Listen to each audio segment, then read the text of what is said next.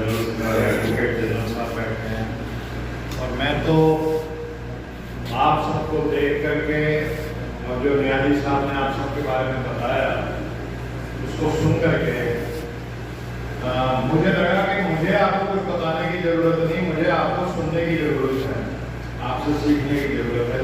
इस तरह के जो हमारे साथी बैठे हैं, आप सबका इस समाज को, इस देश को बनाने में एक बहुत ही महत्वपूर्ण योगदान रहा है। अब तक आपने जब जब मौका मिला इस समाज को बनाने के लिए, देश को बनाने के लिए अपनी कुर्बानी दी है।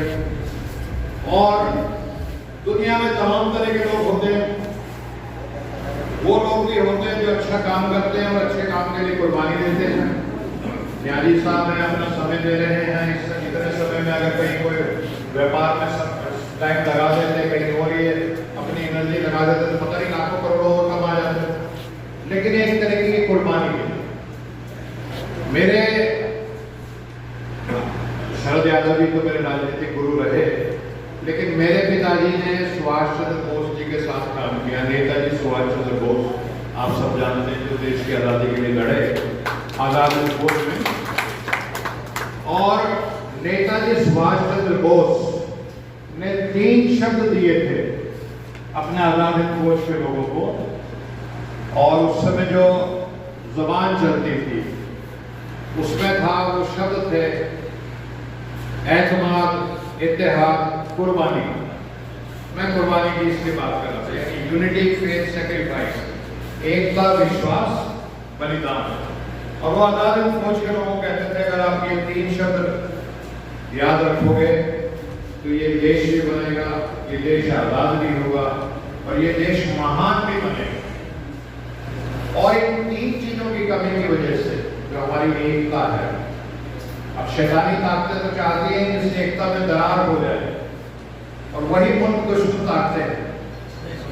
तो एक मैं और किस्सा याद आ गया, मैं थोड़ा बह गया हूँ, मेरे को जो मैं आप बोल रहा हूँ उसमें कोई आपको शायद एक सिलसिला नहीं नजर आए, जैसे जैसे एक कोई बात याद आती मैं आपके सामने रख रहा हूँ।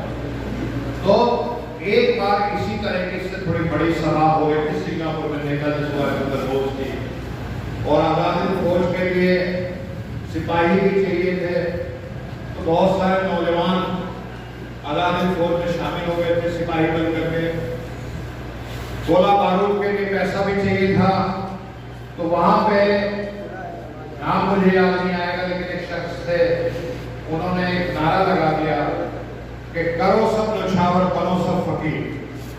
तो बड़े बड़े लोग, उसमें तमाम जातियों के लोग और हिंदू और मुसलमान सब अपने मकान, दुकान, जो भी उनके पास था उसको बेच के उन्होंने सोना खरीद लिया।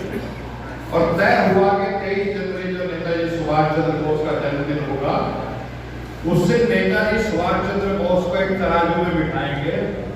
एक तरफ सुभाष चंद्र बोस बैठेंगे और दूसरी तरफ सोना डालेंगे, और उनके वजन के बराबर कम से कम हम सोना उनको देंगे। तो वो दिन आ गया, सब हॉल में ऐसे कुर्सियों पर बैठ गए सामने।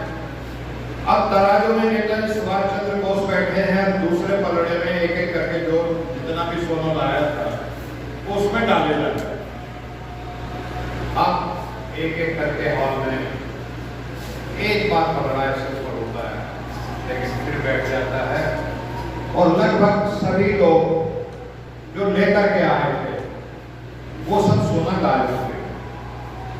तब हॉल में सन्नाटा हो गया कि करो सब न्यौछावर, बनो सब फकीर। फकीर तो सब बन गए, जो कुछ था उसका सोना ला के डाल दिया, लेकिन जो एक संकल्प था, जो एक अज़्म लिया था उन्होंने कि भाई नेताजी को सोने से तोड़ देंगे, वो बात पूरी नहीं।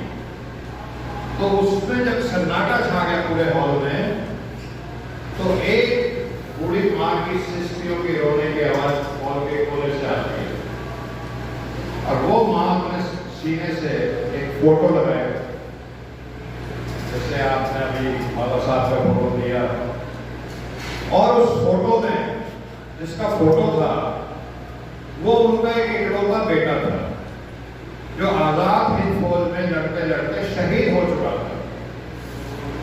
माँ उस फोटो को लगाए हुए थी, लेकिन उस फोटो का जो फ्रेम था वो सोने का। मां ने अपने शहीद बेटे के, इकलौते शहीद बेटे की फोटो निकाली और वो जाकर के सोने का फ्रेम तराजू में रखा। तो उसकी ताकत से नेताजी का तराजू क्या रूप हो गया और सब भाग में तालियां हो गई कि हमारा संकल्प हमने जो आज लिया था वो पूरा हो गया।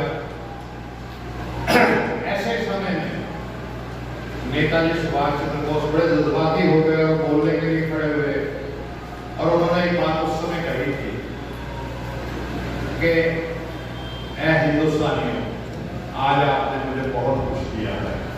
क्योंकि नौजवान बहुत सारे आजाद फौज में शामिल हो गए थे, सोना दिया था, तो बोले कि आज धड़कते दिल और फड़कते बालों लेके नौजवान आजाद फौज में शामिल हुए हैं, आपने सोने के ढेर लगा दिए हैं। लेकिन मेरे वतन के लोगों, एक बात याद रखना कि केवल मात्र इससे जो आजादी की देवी है उसकी प्यास नहीं बुझी।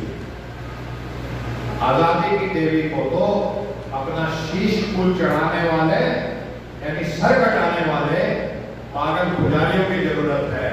और तुम मुझे खून दो, मैं तुम्हें आजादी। ये सब आखिर जानते हैं। तो कहने का मतलब यह है कि बिना कुर्बानी के कोई समाज, कोई देश आगे नहीं बढ़ता। और जब स्वार्थी हो जाते हैं लोग, मतलब परस्त हो जाते हैं, तो वो देश गर्भ में जाता है। ये पूरी दुनिया का इतिहास